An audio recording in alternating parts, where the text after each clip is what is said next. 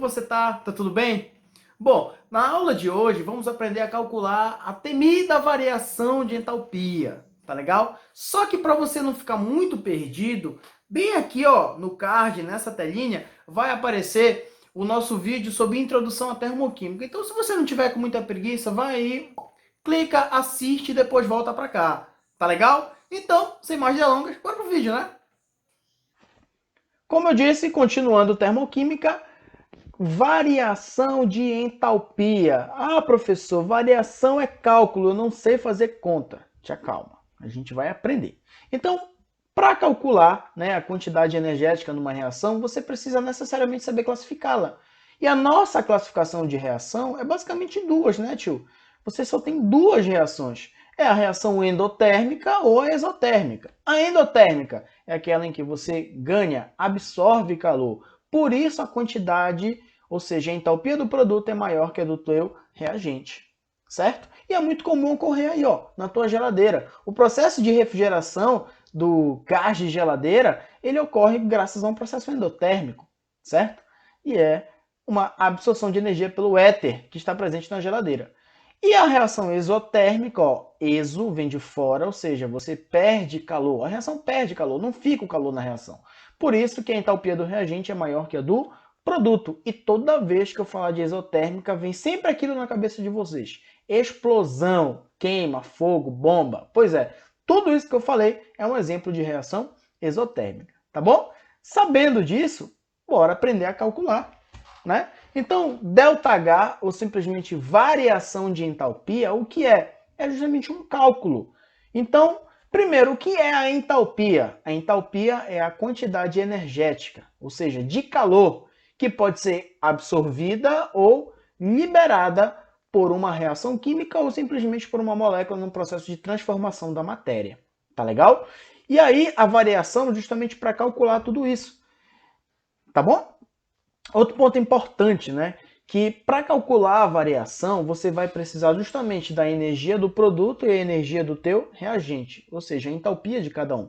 E como eu calculo essa paradinha aí? Muito simples. Ó, ΔH, que é a variação, é igual à entalpia do produto menos a entalpia do teu reagente, ou seja, a entalpia final menos a inicial. Pronto, beleza? Se você souber disso aí, tá show! Produto menos o reagente. Agora, como é que eu calculo, né? Eu trouxe aqui uma equação genérica para a gente analisar. Lembrando que tudo aquilo que está antes da seta é reagente e aquilo que está depois da seta é produto. E esses camaradas aqui que eu circulei são os coeficientes estequiométricos, tá bom?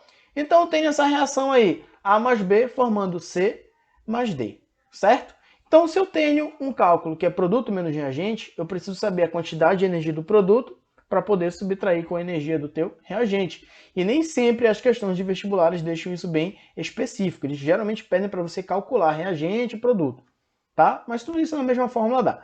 Então, como é que vai acontecer isso aqui, galera? Olha só, como faz o cálculo da entalpia do reagente? Simples. Você pega o coeficiente estequiométrico e multiplica pela entalpia da tua substância, que nesse caso aqui é o A. Depois você soma, se houver, claro, um outro reagente. Aí, novamente, pega o coeficiente estequiométrico e multiplica pela quantidade energética da substância. E no produto? Entalpia do produto? Mesmíssima coisa. Novamente, pega o coeficiente e multiplica pela entalpia da substância. Soma se houver um outro produto, tá? Se não for, por exemplo, uma reação de síntese. E aí você coloca tudo isso nessa fórmula bem aqui, ó. Produto menos reagente. E daí você vai saber o ΔH, que é justamente a variação de entalpia, ou seja, a variação de calor. Agora anota essas duas dicas aí. Se você calcular esse ΔH e ele for maior que zero, eu tenho uma reação dita o quê? Endotérmica, ganho de calor. Mas se por acaso o ΔH for menor que zero, ou seja, negativo, eu tenho uma reação que você perde calor. Tá bom? Anota isso aí, tio, que vai te servir agora. O que foi que eu fiz? Eu trouxe aqui a reação de combustão do gás metano. Olha só para a reação. Eu tenho CH4 mais O2 formando CO2 e 2 mols de água. E bem aqui eu quero saber o ΔH, ou seja, todo esse processo aqui ele tem uma quantidade energética e eu quero saber.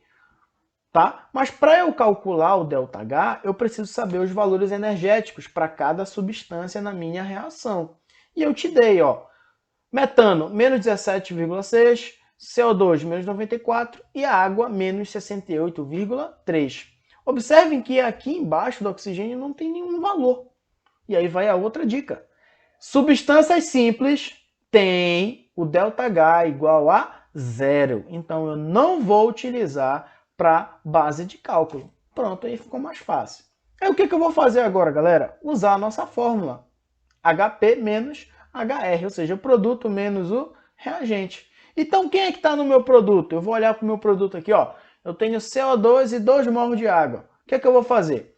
Como CO2 só tem 1 mol, então vai menos 94 direto. Mas aqui na água, tio, o que é que eu vou colocar? 2 vezes esse valor aqui, ó, 68,3. E olha aqui como ficou pra gente. Eu tenho menos 94 mais 2 vezes menos 68,3. Aí desce aqui o menos da fórmula e desce também tudo que está no reagente. Ó. Se o O2 eu não vou usar, só vai sobrar quem? O metano, que é justamente o quê? Menos 17,6. Pronto, bebê. Morreu. Acabou química, começou matemática. Daqui de cara eu vejo jogadinha matemática, né? Menos com menos vai dar mais e aqui mais com menos vai dar menos. Então, fazendo essas operações, eu terei menos 94 menos 136,6, que é justamente o produto deste meu cálculo bem aqui, mais 17,6. Operando tudo isso aí, eu vou achar um ΔH igual a menos 213 kcal por mol. Logo, se o valor foi negativo, eu tenho uma reação dita exotérmica. Perdi calor. E é verdade, essa aqui é a reação de queima do gás metano. Tá bom? Então, deixa o seu like aqui e se prepare que a gente vai fazer mais vídeos com exercícios desse cálculo de entalpia. Tá bom? Beijão e até a próxima.